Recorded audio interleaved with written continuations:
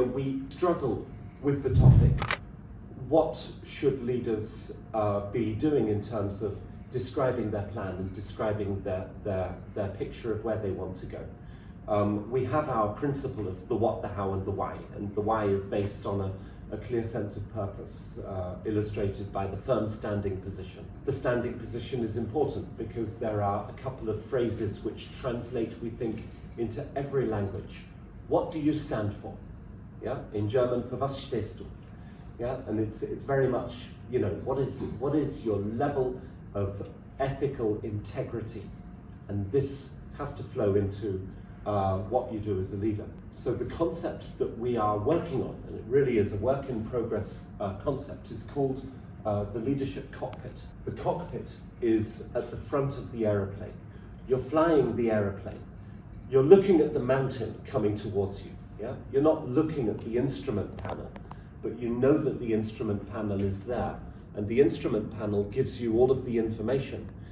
Gives you the guidance, gives you, the fuel gauge, the altitude, distances, etc. And so what we try to do is we try and really focus on what's important for leaders to communicate to the world around them in a very clear and very focused way. Yeah? So my hope is that at the end of this Leadership Cockpit description, you can start changing it, adapting it, of course, to your own environments, but you can get to a stage where if you need to stand up and speak about your leadership strategy, then you have a template and a design for your discussion and your presentation, which will mean that this question is clear. You have clarity of purpose in this topic. So there are inner circle type of topics, then there are things on the outsides which we won't cover in this discussion, because for the exercise of putting together your plan, the inner circle topics are going to be fun. So we have our sense of purpose in the middle, and then you need to speak about results. Yeah? How do you measure results? What do you measure? How do you measure your work product? How do you measure the work that your people do? Yeah? So what is the results for you? What are results within your area? Yeah, and I think most people will have 2 or 3 specific things which are important for them. And if you were asked the question, how are you measured by your organization, you'd probably say there's 3 or 4, maybe 2, 3, 4 key performance indicators or specific things where you'd say, this is the way that we, my department, are measured. So that's an important part of it. Processes and structures. I am responsible for this part of the organization, the way that this piece of the organization speaks to each other. I'm responsible for the compliance process, for the HR agreements within the organization. I'm responsible for compensations and benefits. I'm responsible for the supply chain, the way that a product moves through the warehouse and out to the project teams. I'm responsible for the project flow from beginning to end. Yeah, and so this is mine. Yeah, nobody can change it. If they want to change it, they have to come and speak to me. Processes and structures. There's a piece down here which is resources and infrastructure. I've got 30 people on the site, and they're my responsibility. I have equipment and tools. It's all my responsibility. I tell people about it because you're not allowed to break it. If you break it, you've got to tell me. Yeah? Here are the keys to the car. Be careful with the car. Yeah? Here are the keys to the office. Be careful with the office. So there's a level of, resources, infrastructure, which could also be intellectual capital, which you may be responsible for. And if you're responsible for it, for sure you're going to speak about it to your people. This is the way that I lead people. These are my leadership go-to tools. We've spoken a lot about various different instruments that we can use for the process of getting people to do what they need to do. Yeah? So these are my leadership topics. There's a piece here for change and conflict. Yeah? What are we going to do about change topics? How do we address conflict? Yeah? I'm pretty sure that within the project management environment, you have a conflict escalation process, for example. What happens in the case where there's a big conflict at the build on site? Yeah?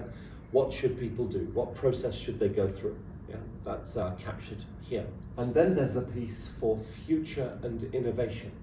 I think everybody would agree that it's the leader's job to ensure that people are innovative, that they're thinking about the future, that you're thinking about the future of your department and your business.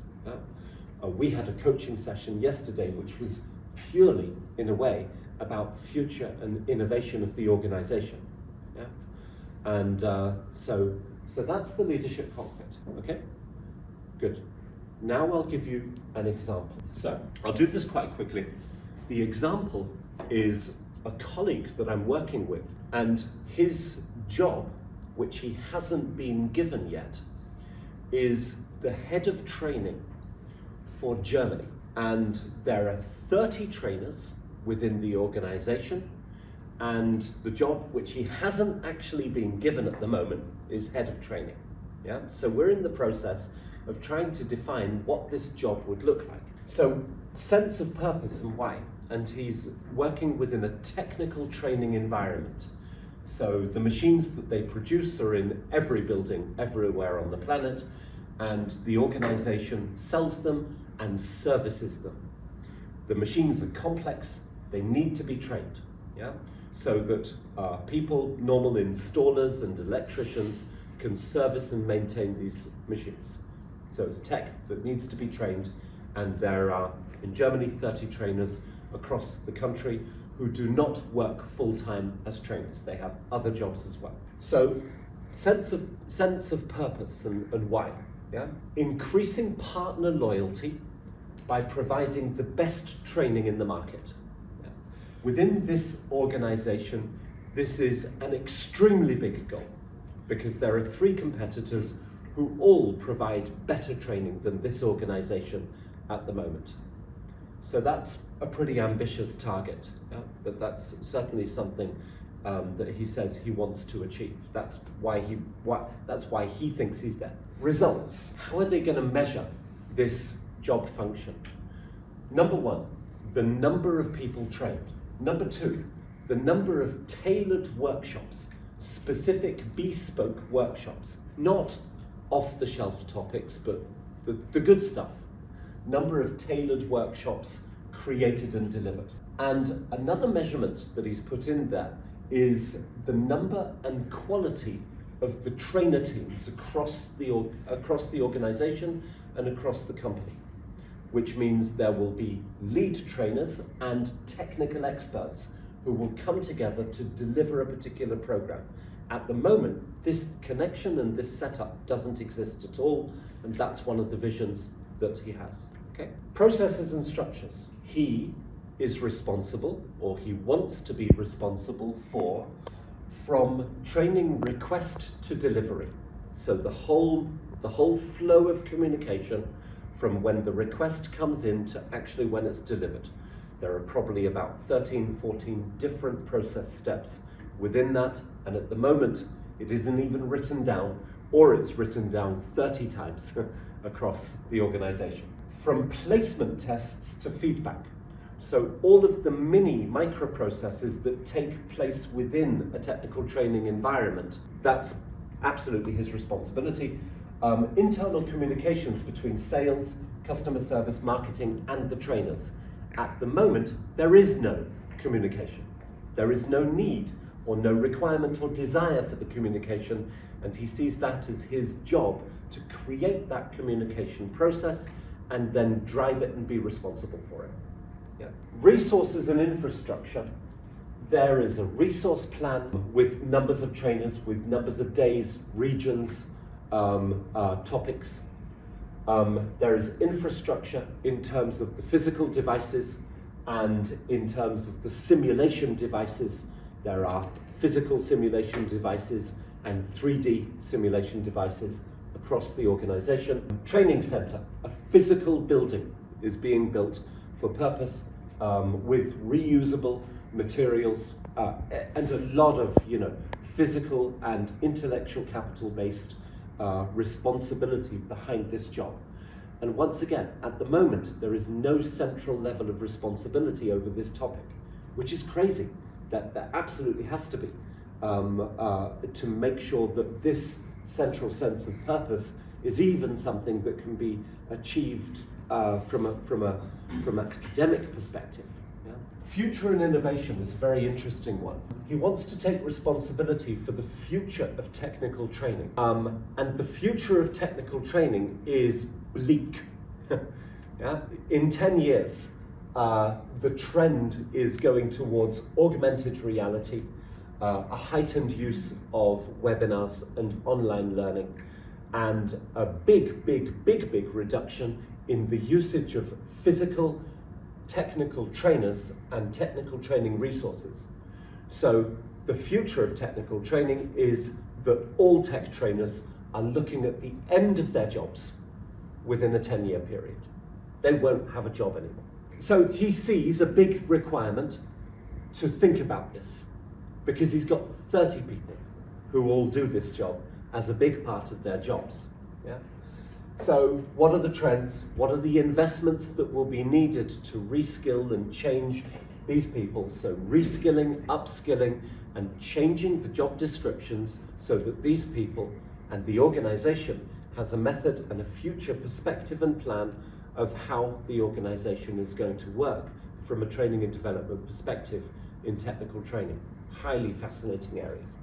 Change and conflict. There is a small piece which is complaint management, okay?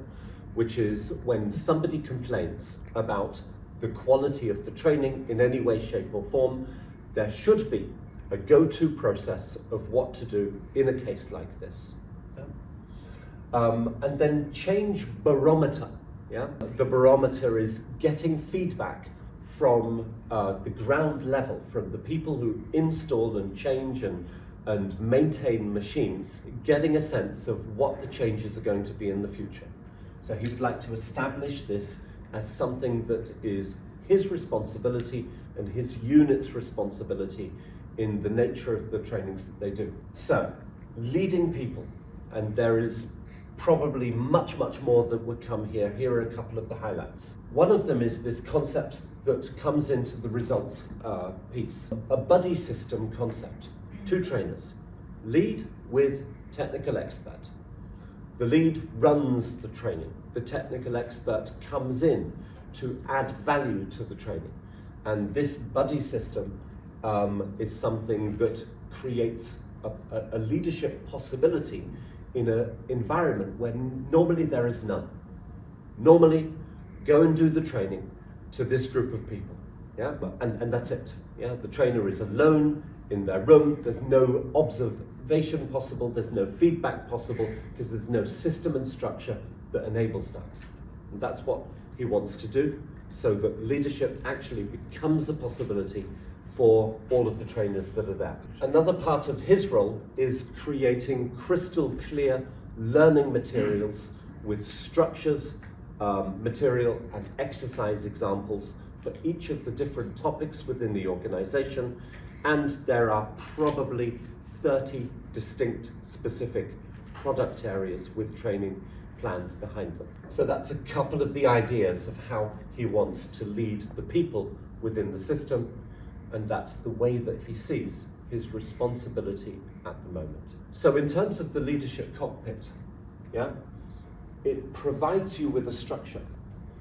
My colleague is going to take this to the power structure within the organization and say, this is why you have to give me this job. So that's going to be one of the usages of the leadership cockpit within this context. And then his organization will have to make a decision, either yes or no or change, but faced with this clarity of purpose and plan behind it, they will be they will not be able to escape the decision-making process after this presentation has been done. And for his own sense of qualitative planning, he will have a result that is clearly there.